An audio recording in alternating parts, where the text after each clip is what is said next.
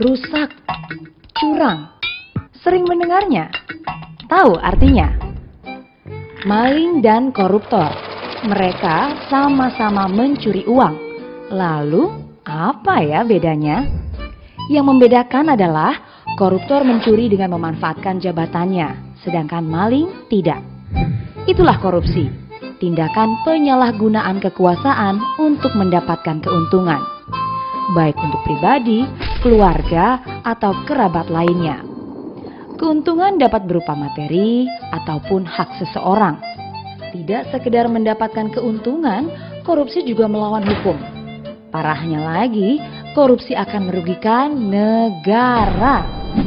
Karena dasarnya adalah kekuasaan, korupsi tidak hanya terjadi di pemerintahan saja, tapi juga di sekitar kita.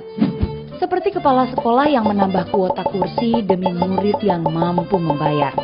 Anggota DPR yang tidak menyalurkan aspirasi rakyat namun untuk kepentingannya sendiri, hingga presiden yang tidak menjalankan amanah rakyat. Iya, kelak kondisi ini akan semakin menyengsarakan rakyat Indonesia. Pada tahun 2011, 1053 orang atau 1 dari 228.000 orang di Indonesia adalah tersangka kasus korupsi yang telah merugikan negara sebesar 2,1 triliun rupiah. Padahal masih terdapat 30 juta masyarakat miskin di Indonesia. Hasil keringat rakyat setiap tahunnya.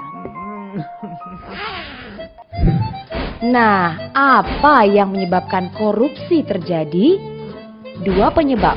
Salah satunya terletak pada diri kita sendiri. Kemauan dan kemampuan juga berkontribusi, karena jabatan dan kekuasaan tidak terkontrol pasti menjadi korupsi. Faktor lainnya adalah sistem. Iya, sistem kita sudah sedemikian korup dan pemerintah enggan untuk berubah. Sistem kerap kali memaksa atau memungkinkan seseorang melakukan korupsi. Maka mari mulai melatih diri dengan membiasakan jujur, terbuka, dan transparan. Melakukan kebijakan yang terbuka agar segala bentuk penyimpangan dapat dicegah dan diketahui secara luas sebagai salah satu bentuk kontrol kelembagaan dan meningkatkan kepercayaan dari orang lain.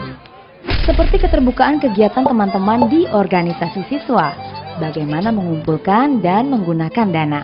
Kemudian akuntabilitas atau pertanggungjawaban, yaitu melakukan kesesuaian antara aturan dan pelaksanaan kerja. Semua individu dan lembaga bertanggung jawab atas kinerjanya sesuai dengan peraturan. Contohnya, laporan pertanggungjawaban kerja oleh individu atau lembaga. Tidak perlu memikirkan apa yang bisa dilakukan nanti, tapi apa yang bisa kita lakukan sekarang. Dengan bersama-sama menerapkan transparansi dan akuntabilitas sejak dini, budaya anti korupsi akan menular. Kita, generasi muda Indonesia, harus sadar akan hak kita untuk mengontrol dan memastikan pemerintah melaksanakan kewajibannya dengan baik. Karena ketika kamu diam dan tak acuh, kamu turut melanggengkan korupsi. Karena masa depan Indonesia ada di tangan aku. Gue, Eka, Ogut, Daku, Kulo, Abdi, Beta, Ngana, Dalem, Awak, Oe.